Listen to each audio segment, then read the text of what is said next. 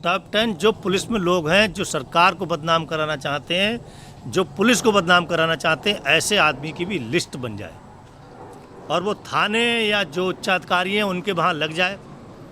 जैसे कोई गाय कटवाता है और वो मौके पे पकड़े भी गए हैं पुलिस के लोग, सिपाही, तो वो सरकार को और पुलिस को ही तो बदनाम कर रहे हैं। या कोई रिश्वत ले रहा है तो वो भी बदनाम कर रहे हैं। कल जो है गाय कटी हुई यहाँ पर जो है पकड़े गए, उसके ऊपर अज्ञात के खिलाफ केस रजिस्टर कर देते हैं। जो असली आरोपी है, असली अपराधी है, उनको छोड़ करके दूसरों को अज्ञात बना के दूसरों को परेशान करते हैं। मैंने माननीय मुख्यमंत्री जी को अभी पिछले हफ्ते ये बात कही थी, आज सवेरे भी उनको मैंने बात कही है कि स्थानीय पुलिस का ये नाकामी है। नमस्कार, मैं रविश कुमार। आप देख रहे हैं देश की बात 6 से 7। अपराधी कौन है, यूपी में यह तय करना मुश्किल हो गया है। हर कोई दूसरे को अपराधी बताते हुए उसे विभिन्न प्रकार की पादुकाओं और मुक्काओं से नवाज दे रहा है। अभी तक पुलिस ही किसी को अपराधी बताकर यह काम किया करती थी, लेकिन अब अपराधी और दूसरे भी पुलिस को अपराधी बताकर इस तरह के काम कर दे रहे हैं पुलिस के साथ। भयानक भ्रम की स्थिति से निपटने के लिए मेरी मांग है और सुझाव है कि यूपी में तुरंत एक नया आयोग बने जिसका नाम हो कौन अपराधी है आयोग। कौन अपराधी है आयोग ज्यादा दिन के लिए ना बने, वरना लोग कहेंगे आयोग ही अपराधी है। कौन अपराधी है आयोग पता लगाएगा कि अमुक मामले में पुलिस अपराधी है या विधायक अपराधी है। 5 अगस्त को नए भारत का ऐसा ऐलान तो हो गया, लेकिन लगता है थानों तक नया भारत अभी पहुंचा नहीं है। मेरी बात को सीरियसली लिया कीजिए। अभी बागपत में बीजेपी के पूर्व जिलाध्यक्ष संजय खोकर की हत्या हुई तो सांसद सत्यपाल सिंह ने, जिनको कहते सुना आपने, उन्होंने कहा कि बागपत के पास अवैध हथियार पकड़े गए थे, लेकिन पुलिस ने मामला रफा दफा कर दिया। अपराधियों को बचाकर दूसरों को आरोपी बनाया जा रहा है। ऐसा कहने वाले सत्यपाल सिंह पहले व्यक्ति नहीं थे। बीजेपी के ही एक और विधायक हैं बरेली से, पप्पू भरतौल। उन्होंने पुलिस प्रमुख को पत्र लिख दिया कि टॉप 10 भ्रष्ट पुलिस कर्मियों की लिस्ट बनाई जाए। लिस्ट इस अनुसार हो: भ्रष्टाचार, खनन, तस्करी, जुआ सट्टा, शराब व गौ तस्करी में लिप्त पुलिस कर्मियों की लिस्ट बनाने की मांग कर डाली। कहा यह लिस्ट सार्वजनिक की जाए, पुलिस गुंडा बदमाश हो गई है। बरेली बागपत के बाद अब अलीगढ़ से बीजेपी के विधायक हैं राजकुमार सहयोगी। थाने के सामने भीड़ जमा कर कह रहे हैं कि पुलिस अपराधी अब थाने में अपराधी नहीं रहेंगे। राजकुमार सहयोगी नहीं जानते कि वे क्या कर रहे हैं। 2017 से मुख्यमंत्री बनने के बाद योगी आदित्यनाथ दावा कर रहे हैं कि अपराध खत्म हो गया, राम राज्य आ गया। अब उनके विधायक इस तरह से रैली कर थाने के बाहर कहें कि थाने में अपराधी नहीं रहेंगे तो लोगों की सांस अटक जाएगी। लोग थाने में पर्स लेकर या महिलाएं मंगलसूत्र पहनकर नहीं जाएंगी। सोचिए, अगर यही भीड़ किसी और समुदाय की होती तो गोदी मीडिया आग लगा देता कि इतनी हिम्मत कैसे हो गई थाने को घेर लेने की। मगर बीजेपी के विधायक पप्पू भरतौल ने राजकुमार सहयोगी ने थाने के बाहर भीड़ जमा कर ली है। कानून व्यवस्था का प्रश्न नहीं है। आप पहले कमाल खान का रिपोर्ट देखिए, फिर आगे बात करता हूं। अलीगढ़ के गोंडा थाने पे पुलिस से नाराज बीजेपी कार्यकर्ता। ये इगलास के विधायक राजकुमार सहयोगी के साथ आए हैं। एक सलीम और एक रोहित के बीच ज़मीनी विवाद में मारपीट हुई। रोहित ने सलीम पे एफआईआर करा दी थी। बाद में पुलिस ने रोहित के खिलाफ सलीम की एफआईआर भी लिख ली। इससे नाराज विधायक थाने पहुंचे थे। उन्होंने पुलिस पे उनसे मारपीट का आरोप लगाया। आज हम बात करने आए तो हम 3 दरोगा हमारे पे मारने पड़े। मेरे ऊपर देखिए सारे कपड़े फाड़ दिए 3 दरोगाओं ने। जैसे देवेंद्र था, विवेक था और स्वयं ऐसे तीनों मेरे पे चिपट के मारने के लिए। पुलिस से मारपीट आपने भी किया? नहीं, हम तो बात करने के लिए आए थे, हमने नहीं मारा, उन्होंने हमको मारा है। विधायक की पिटाई की खबर फैलते ही अलीगढ़ के 7 बीजेपी विधायक और एटा और अलीगढ़ के बीजेपी सांसद डीएम के यहाँ पहुँच गए। वहाँ भी नारेबाजी हुई। सरकार ने इसमें थानेदार अनुज सैनी को सस्पेंड कर दिया और एसपी देहात का तबादला कर दिया। पुलिस के खिलाफ हुई कार्रवाई पे अलीगढ़ के डीएम ने कहा कि अभी सिर्फ एक पक्ष की बात सुनी गई है, जांच में जो दोषी मिलेगा उस पर कार्रवाई होगी। एक पक्षी कोई भी कार्रवाई नहीं होती है। फिलहाल तात्कालिक रूप से चूंकि विधायक का आरोप है, उस आरोप के आधार पर सस्पेंशन कोई पनिशमेंट नहीं है। पनिशमेंट उसके अंतर्गत निलंबित उनको करके उसकी जांच की जा रही है। जांच के बाद जो भी स्थिति आएगी, जो भी दोषी होगा उसके खिलाफ कार्रवाई। घटना के वक्त थाने में मौजूद चौकीदार ने भी वहां मीडिया से कहा था कि विधायक ने पुलिस को मारा। सब में झाड़ू लगाए रो झगड़ो भयो जिन्होंने फिर आया मत के मत अपने पटका रो फिर मुँह माँ की गाई देगे और फिर उन्होंने कही है सो साहब ने कि बुद्धि आदमी है ऐसे मत बोलो तो गुण पे था मारपीट कर दी। किसने मारपीट कर दी? जैसे हो गया राजकुमारों को ये लाश को विधायक फिर क्या हुआ? फिर सा हो और राय पर बीच बचाव करेगी। थप्पड़ मारा था विधायक ने? हाँ। क्या विधायक के साथ और भी लोग शामिल थे? और को वही संघ के को तो आपको गाली क्यों दी विधायक ने? अब बता के तो मोह माल बनाए मैं तो भाई झाड़ू लगाए रू मुझे तुम्हारे क्यों के वह काम करूँगा जो तुम्हें मेरा अधिकारी हो तो मैं तो तुम क्यों के वह काम करूँ। घटना के बाद अब 2 वीडियो वायरल हो रहे हैं, जिनमें से एक वीडियो मारपीट के फौरन बाद का लगता है, जिसमें थानेदार बहुत गुस्से में विधायक से ये कहते नजर आते हैं कि अगर लड़ने का शौक है तो वर्दी उतार दें तब लड़ो, ड्यूटी पे वर्दी पहने पुलिस से नहीं लड़ सकते। अब लड़ने के शौक में वर्दी उतार दे, मुझसे कह देना कि लड़ना है, ऐसे बोलता मुझसे बोलते मैं लड़ता, लेकिन ऐसे वर्दी में ऑन ड्यूटी तो ऐसे बदतमीजी करेगा। क्या छवि है तेरी? मैं बताऊंगा तू कितने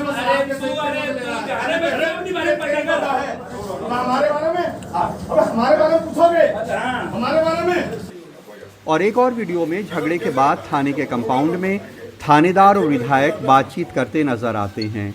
2 मिनट 55 सेकंड के इस वीडियो में थानेदार 11 बार विधायक राजकुमार सहयोगी से पूछते दिखते हैं कि उन्होंने थानेदार को क्यों मारा। एक जगह विधायक कहते हैं कि जनता का काम नहीं करते इसलिए। थाने पे घुस के मारपीट करेंगे एसओ के साथ। आप हमारे साथ जो आपको करना आप हमारे साथ कर दीजिए, तो हम कर लेंगे। ठीक है, लेकिन आपने मारपीट क्यों करी है? आपने मारपीट क्यों करी? क्या करें, जनता का काम नहीं करोगे तो आप हमारे साथ नहीं बदतमीजी करोगे, नहीं हमारी जनता का बदतमीजी करोगे। आप एक बात बताइए, बताओ नहीं होगा तो मारोगे आप? आप मारोगे? नहीं हमने तो नहीं, तुमने बदतमीजी शुरू की तब हमने जब नहीं आपने शुरुआत की। क्या कि मैं तो आपको सम्मान का बैठी आपने कभी आज तक नहीं कहा, आपने हमेशा हमारा अपमान किया, चाहे फोन पे किया हो चाहे आपने बैठ के आप मुझे बता दीजिए आपने मेरा किया, मैं तो आपको प्रमाण भी दे दूं आपने कितना किया है, लेकिन आप नहीं दे पाएंगे। और आज भी मैंने सम्मान दिया आपको, मगर बैठी विधायक। कहीं पुलिस को सियासत से शिकायत है तो कहीं सियासत को पुलिस से शिकायत है, और जनता को थाने से लेकर कचहरी तक सारी संस्थाओं से शिकायत ही शिकायत है। जब संस्थाएं कोलैप्स कर जाएं तो यही होता है। अलीगढ़ में अदनान और लखनऊ में कैमरामैन विनीत कुमार वर्मा के साथ कमाल खान, एनडीटीवी इंडिया। कमाल ने बात खूब कही। आप जानते हैं कि उत्तर प्रदेश एक ऐसा राज्य है जहां 10वीं और 12वीं में कई लाख बच्चे हिंदी में फेल हो जाते हैं। इसलिए अधिकारियों को लगता है कि जब वो हिंदी में कुछ भी बोल रहे होंगे तो जनता उसे अंग्रेजी समझकर नहीं समझेगी। इसी रिपोर्ट में एक अधिकारी महोदय कह रहे थे कि एक पक्षीय कोई कार्यवाही नहीं होती है। चूंकि विधायक महोदय का आरोप था तो उसे सस्पेंड करके कार्यवाही की जा रही है। सिर्फ एक विधायक के आरोप पे अगर आप कार्रवाई कर रहे हैं तो क्या ये एक पक्षीय नहीं है? जो आप कह रहे थे उसी का उल्टा। चूंकि बात अब हिंदी में ही लोग फेल हो जाते हैं तो हिंदी में आप कुछ भी कहिए, उससे क्या फर्क पड़ता है। पर कमाल साहब हैं हमारे साथ। कमाल, अब मुख्यमंत्री की तरफ से भी विधायक ने कहा, उन्हें भी लगा होगा कि ये सीरियस बात है, हमारे विधायक को थानेदार पीट देगा, तो एसपी तक का तबादला हो गया। पर लगता है कि इन विधायक साहब ने अपने चीफ मिनिस्टर को भी गुमराह कर दिया। और इनके साथ लोग सहयोगी जी के साथ आप अपनी रिपोर्ट में बता रहे हैं कि कई विधायक और सांसद पहुंच गए डीएम के यहाँ बैठक करने के लिए। तो क्या राजकुमार सहयोगी जी ने सत्य के साथ सहयोग नहीं किया? सत्य की जानकारी नहीं दी कि उन्होंने भी थानेदार को मारा है? देखिए, वैसे तो कोई भी मारने वाला कहता नहीं कि हमने मारा, वो हमेशा कहता है मेरे ऊपर हमला हुआ, मैंने अपने बचाव में किसी के ऊपर हमला किया, ऐसी बातें कहता है। लेकिन ये जो कार्रवाई हुई है, हो सकता है इसमें सिर्फ सहयोगी जी का रोल ना हो, क्योंकि फौरन बहुत सारे न्यूज़ चैनल और न्यूज़ वेबसाइट्स भी ये खबरें फ्लैश कर रहे थे लगातार कि बीजेपी विधायक की थाने के अंदर बर्बर पिटाई। तो अगर मीडिया का इतना बड़ा सेक्शन अगर ये खबर चला रहा हो तो शायद नेता भी, मुख्यमंत्री भी और अगर हमें भी उसके पीछे की पूरी जानकारी ना हो या हम उसके ऊपर शक करने के लिए जहन ना बनाएं कि हम बात की तफ्तीश करें, तो हमें भी ये लगेगा, जो आम आदमी उसको भी लगेगा कि पुलिस इतनी बेलगाम है, उसने थाने में बर्बर पिटाई कर दी होगी इसलिए ऐसा हो गया होगा। कमाल साहब, मेरा एक ये भी सवाल है कि यूपी में कई विधायकों ने पुलिस की शिकायत कर दी। अब इस तरह से जब सरकार दावा कर रही हो कि कानून व्यवस्था काबू में है, लेकिन जो कानून व्यवस्था लागू करने वाले हैं विधायकों के अनुसार वही बेकाबू में हैं, तो क्या ये विधायक थाने में जाकर मारपीट करेंगे, इस तरह की बात करेंगे, तो पुलिस वालों का भी तो मोराल गिरेगा, भले वो कुछ नहीं कर पा रहे हैं। या ऐसा भी है कि पुलिस वालों ने विधायकों के खिलाफ कोई जांच की कार्रवाई शुरू कर दी हो जिससे घबराकर ये सारे मामले सामने आ रहे हैं? नहीं, देखिए ऐसा है कि एक कहावत है कि पूरा आवा का आवा खराब है, तो ये बहुत लेवल पे है। आप देखिए, जो अभी बलिया के एक एमएलए ने एक सार्वजनिक चिट्ठी लिख दी मुख्यमंत्री को कि या किसी अधिकारी को लिखी थी कि हमारे ज़िले में फलाने जगह बहुत शराब बिक रही है, पुलिस शराब बिकवा रही है। बरेली के जिन एमएलए ने कहा कि टॉप 10 पुलिस वालों की सूची बने, मेरे ज़िले में पुलिस गौकशी करा रही है, वेश्यावृत्ति करा रही है, तस्करी करा रही है, जुए का अड्डा चला रही है, अगर उनके खिलाफ कोई कार्रवाई होनी चाहिए या तो ये मानना चाहिए कि ये सब कुछ हो रहा है। तो अगर कोई एक्शन नहीं होगा तो इस तरह तमाम लोग बेलगाम हो जाते हैं, इस तरह की हरकतें करते हैं। बहुत बार पॉलिटिकल पैटर्नेज होता है, नेता के लिए उसके खिलाफ कोई कार्रवाई नहीं होती, वो ख़त्म हो जाती है। लेकिन कम से कम पुलिस के लिए तो ऐसा नहीं होना चाहिए। पुलिस जहां अगर कर रही है तो उनके खिलाफ भी कार्रवाई होनी चाहिए, लेकिन जब तक राजनीति का अगर उसमें दबाव ना हो, निष्पक्ष कार्रवाई हो, तभी उसका कोई हल निकल सकता है।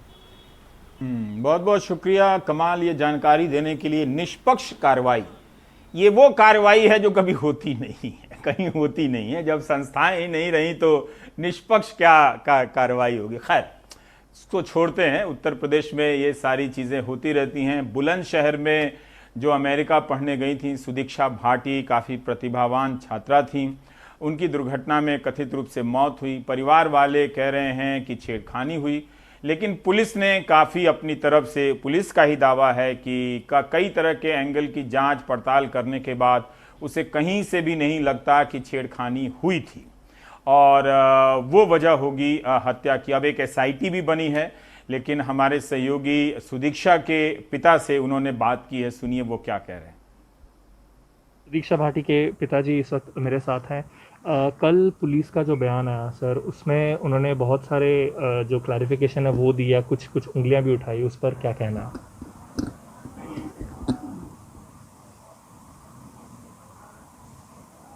पुलिस उंगली उठाओ, मुझे क्या फ़र्क पड़ता पुलिस की उंगली उठाने से? मुझे कोई फ़र्क नहीं पड़ता, पुलिस उंगली उठाती रहो। मैं अपने घर बैठा हूँ, पुलिस बुलंदशहर बैठी है, उठाती रहो उंगली। पुलिस मेरे पास आए कि उंगली उठाए जब मैं बात करूँ। आज एसआईटी भी आई है, तो क्या बातचीत रही है? एसआईटी आई है, एसआईटी ने पूछा है, जो भी कुछ बात करी है मैंने उनको जवाब एसआईटी को दे दिया है। अब एसआईटी से पूछ लीजिए आप। तो आपकी क्या मांग है? मेरी मांग कौन पूरी करेगा? आप अपने चैनल से मेरी मांग पहुंचा रहे हो, मेरी मांग कौन पूरी करेगा? पहले किसी से पूछ लो कि भाई मेरी मांग पूरी कर दे तो मैं बोलूं। मेरी मांग कोई पूरी कर दे तो आप किसी से पूछ लीजिए, किसी नेता से पूछ लीजिए, किसी अधिकारी से पूछ लीजिए। अगर मेरी मांग पूरी कर दे तो मैं मांगूं। इतनी बात है मेरी तो भी। तो जैसे एफआईआर आपने दर्ज की है, तो उसमें जैसे छेड़छाड़ का मामला नहीं लिखा गया है, तो उस पर क्या कहेंगे? एसआईटी गठित किया, अगर उससे मेरी भरपाई हो जाएगी तो ठीक है, और नहीं तो बाकी का मेरे बच्चे को जैसे कि क्रियाक्रम पूरा हो जाएगा, मैं अपने बच्चों को लेकर अपना धरना प्रदर्शन पे, भूख हड़ताल पे बैठ जाऊँगा। मुझे क्या करना है? जब तक जीवित रहूँगा जब तक बैठा रहूँगा। बाकी का हमारा भी ऐसी एंड हो जाएगा जैसे हमारा जहाँ बच्चा चला गया वहीं हम चले जाएंगे। क्या करना है हमें? जो हमारा सपना था वो तो ख़त्म हो लिया। आगे आने बच्चे से हमें उम्मीद इतनी नहीं है कि जो जितनी उससे उम्मीद थी, क्योंकि वही हमारा जो सिस्टम था, जो हमारा आगे बढ़ाने वाली बेटी थी वही थी। हमें 2 साल से हमारा घर परिवार का खर्चा वही चला रही थी। हमारे पास कोई सहारा थोड़ी है। और मैं बेकार हूँ 2 साल से। तो बस मेरी तो इतनी बात है। तो जो कोई अगर सामने से आपसे बोल रहा होगा भैया उनसे पूछ कहो क्या मांग है तुम्हारी, तो उनसे पूछ लो भैया उनकी मांग पूरी कर दो, तो आ जाए, मैं बता दूंगा फिर मांग। पर तो इस सरकार की तरफ से अभी कुछ सुन रहे हैं आप? इस सरकार की तरफ से अभी तो मैं सुन रहा हूँ कि आपकी क्या मांग है। मैं उनसे क्या पैसे मांगूं? मैं उनसे फ़ोन पे कह दूं कि मेरा घर बना के दे जाओ, मेरे बच्चे ने पढ़ा जाओ फ़ोन पे, या जो मेरी बेटी की सोच है उसे फ़ोन पे पूरी कर दो। ये मुंह से बोलने से पूरी नहीं होंगी, ये करने से पूरी होंगी। अगर कोई आए और मेरी मांग माने तो मैं लिखित में आज कर रखी है, उनने पूरी कर दें। मैं मान लूँगा कि कोई मांग पूरी करने के लिए तैयार है। 3 किलोमीटर तक आगे पीछे उनको परेशान करके रेंट में उनको गिरा दिया जाता है। उनको पकड़ने के इरादे से बाइक उनके आगे अड़ाई जाती है। जब उनकी डेथ हो जाती है, जब भागते हैं, इसको क्या समझते हैं, क्या मानते हैं आप ही बता दीजिए। उनसे पूछ लीजिए ना कि इसको मानते क्या है। जो रिपोर्ट लिख रहे हैं या जो भी इनको धारा लगाएंगे उनसे ही पूछ लीजिए। मैं क्या जवाब दूंगा कौन सी धारा बनती है? मैंने तो कभी न तो वकालत की, न मैंने कभी कोर्ट कचहरी देखी। आप देख रहे हैं देश की बात में एक ब्रेक लेने का वक्त है। जल्दी ही लौटकर आते हैं। तो मध्य प्रदेश चलेंगे। अनुराग द्वारी आज भी पत्रकारिता कर रहे हैं।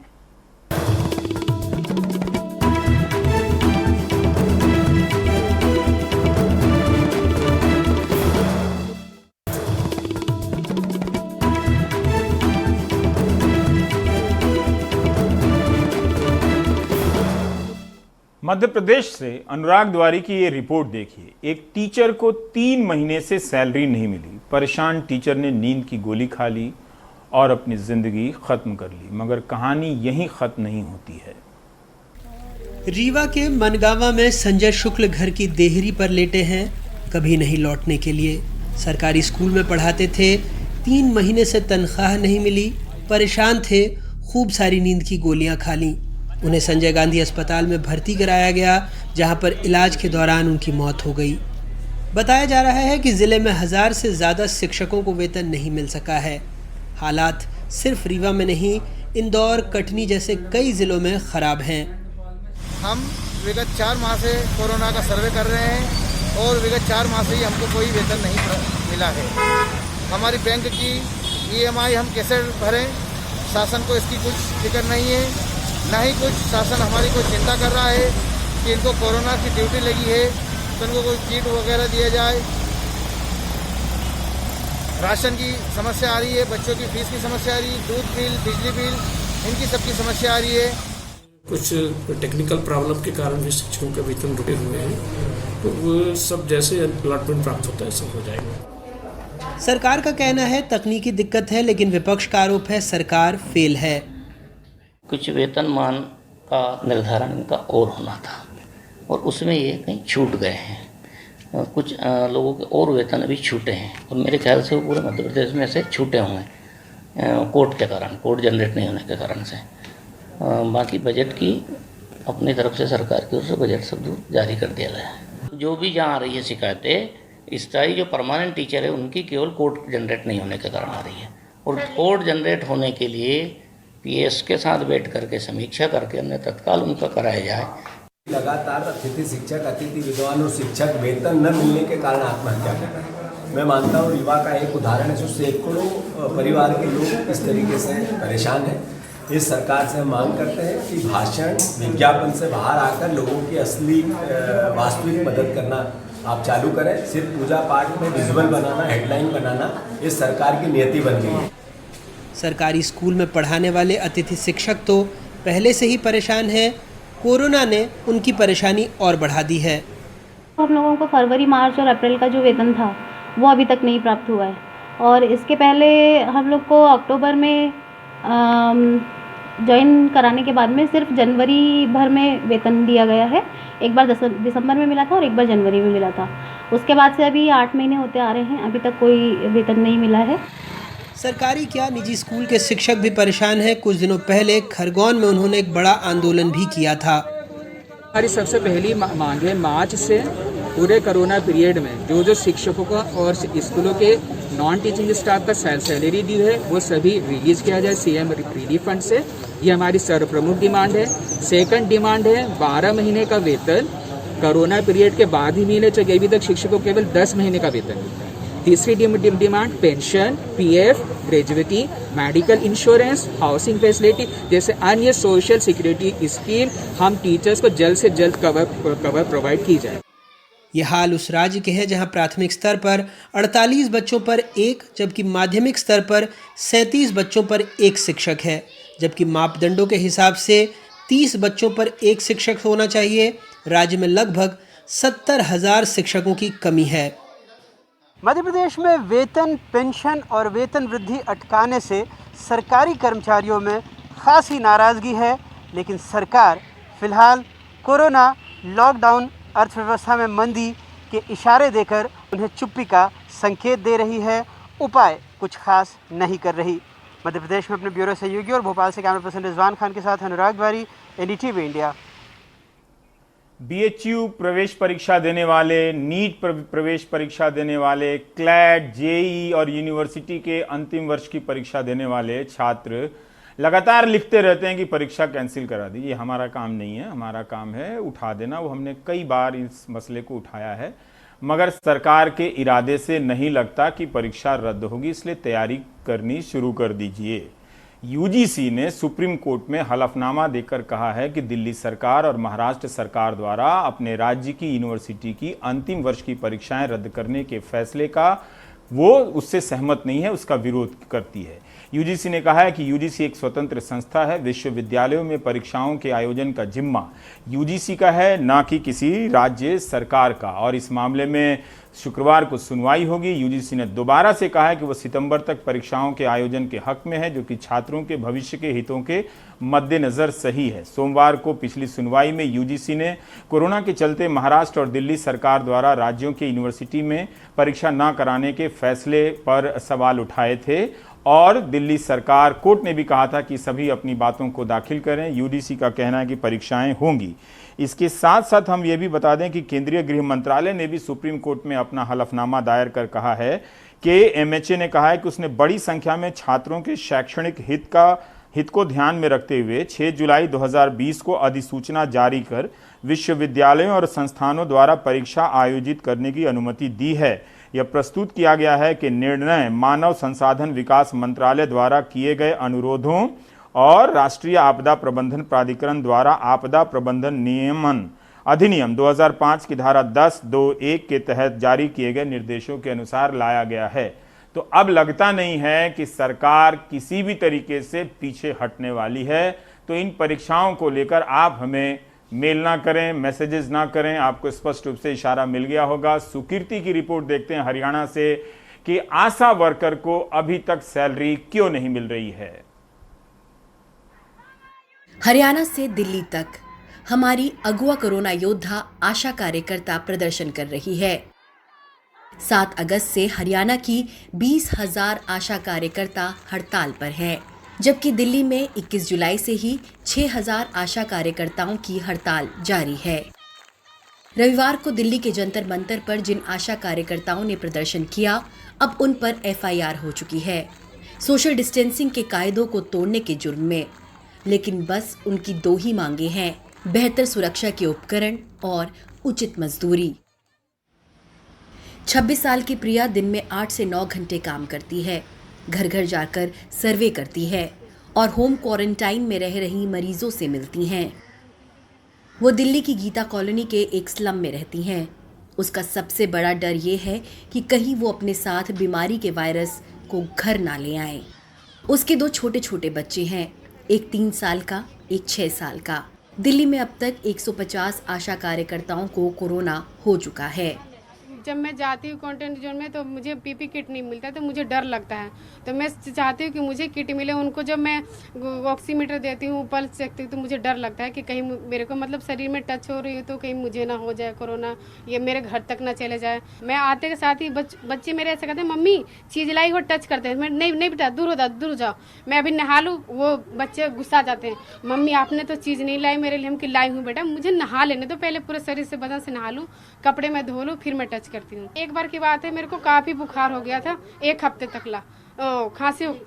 मैं हमेशा घर में एनी टाइम मुंह पे रुमाल बांध के रखती थी, विक्स लगाती थी, विक्स की गोली खाती थी और पैर के साइड सोती थी कि बच्चों को हमारे इन्फेक्शन ना लगे। हरियाणा के बल्लभगढ़ में 48 साल की हेमलता गोयल को अपना खर्च चलाने के लिए रिश्तेदारों से उधार लेना पड़ता है। 5 साल पहले उनके पति का देहांत हो चुका है और अब उसकी अकेली कमाई से घर चलता है। आशा कार्यकर्ताओं को बस 3,000 रुपये महीना मिलता है। कभी कभार इंसेंटिव मिल जाए तो 5-6 हज़ार रुपये बन जाते हैं। जो प्रॉब्लम्स हैं वो तो आती हैं, जैसे कि मैं अपने घर में अकेली कमाने वाली हूँ। मेरा बेटा है 23 साल का, वो अभी काम अपना स्टार्ट किया है, केवल अपना ही खर्चा निकाल सकते हैं, वो घर का खर्चा नहीं उठा सकते हैं। तो अब प्रॉब्लम आती है कि जैसे 5,000 तो मेरा घर का रेंट है और उसके ऊपर से घर का राशन भी है और बच्चे को पढ़ाना भी है, आगे उसके बारे में सोचना है, अभी कुछ उसे कोर्स कराना है, तो बहुत दिक्कतें आ रही हैं। तो कभी अपने मायके से कुछ सपोर्ट लेते हैं, कभी एक दूसरे से लेते हैं। हरियाणा और दिल्ली दोनों की आशा कार्यकर्ताओं ने राज्य सरकार से बस PPE किट और 10,000 रुपये महीने तक की सैलरी की मांग की है, लेकिन अभी तक उन्हें कोई जवाब नहीं मिला है। कोरोना योद्धाओं के लिए बड़ी घोषणाओं से लेकर के उनके ऊपर फूल बरसाए जाने तक हमने सब कुछ देखा है पिछले कुछ महीनों में, पर जो जमीनी हकीकत है वो ये दिखाती है कि वो अब भी कितनी चुनौतियों का सामना कर रहे हैं। नई दिल्ली से कैमरा पर्सन सचिन गुप्ता के साथ सुकीर्ति द्विवेदी, NDTV इंडिया के लिए।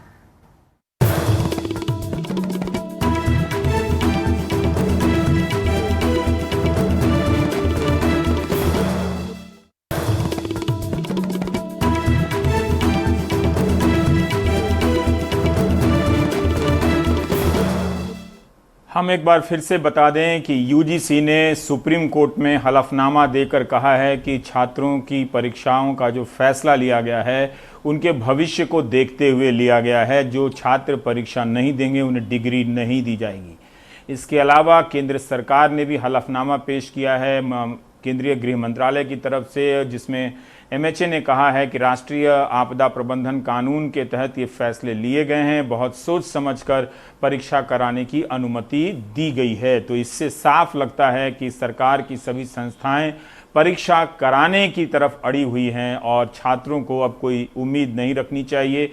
हालांकि सुप्रीम कोर्ट शुक्रवार को सुनवाई करेगा, मगर छात्रों को पढ़ाई पर अपना ध्यान देना चाहिए, टीवी कम देखना चाहिए। अब राजनीतिक खबरें।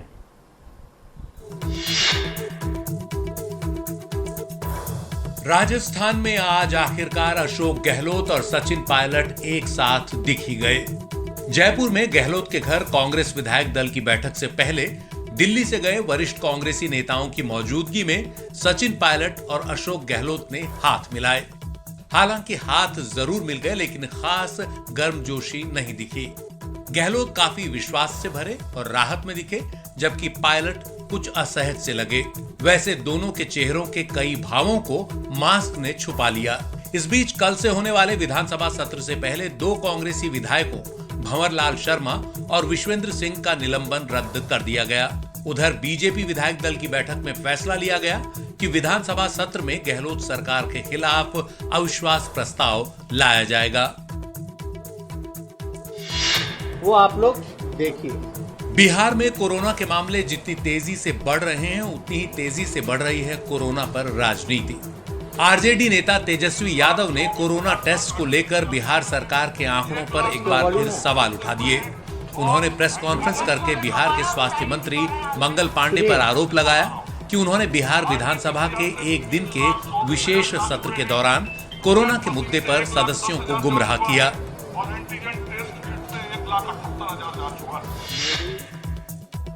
प्रधानमंत्री नरेंद्र मोदी ने आज अपने राजनीतिक जीवन का एक और मुकाम हासिल कर लिया। वो भारत के सबसे ज्यादा दिन तक पद पर रहने वाले गैर कांग्रेसी प्रधानमंत्री बन गए। इससे पहले बीजेपी के अटल बिहारी वाजपेयी के नाम ये रिकॉर्ड था। वाजपेयी अपने तीनों कार्यकाल मिलाकर 2268 दिनों तक प्रधानमंत्री रहे। आज मोदी ने उनके कार्यकाल को पीछे छोड़ दिया।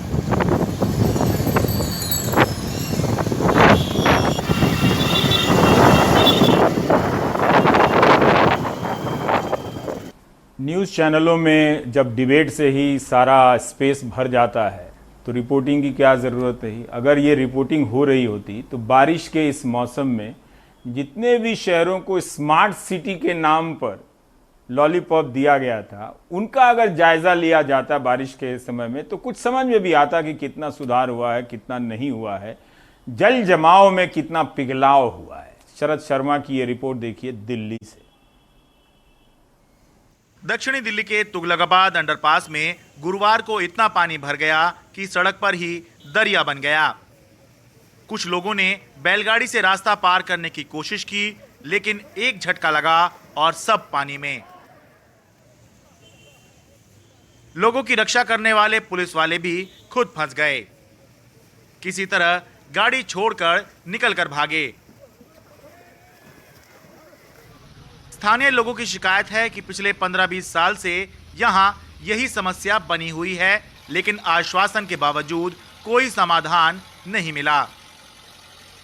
1 घंटे की बारिश में पूरा रास्ता बंद हो जाता ना। तो यहाँ पर मतलब किसी ने कोई यहाँ पर पक्का सॉल्यूशन करने का या फिर नाले वगैरह बढ़ा कर आने का कोई प्रयास नहीं किया? किसी ने कोई प्रयास नहीं करा है, कोई कुछ नहीं है। दिखाने के लिए जब इलेक्शन होगा थोड़ा सा खुदवाएंगे दिखाने के लिए, बस हल्का फुल्की मरम्मत कर देंगे, फिर वही हाल है, फिर इलेक्शन खत्म, काम कहानी खत्म। से है ये ऐसे हालात शुरू से, जब से फ्लाईओवर शुरू से।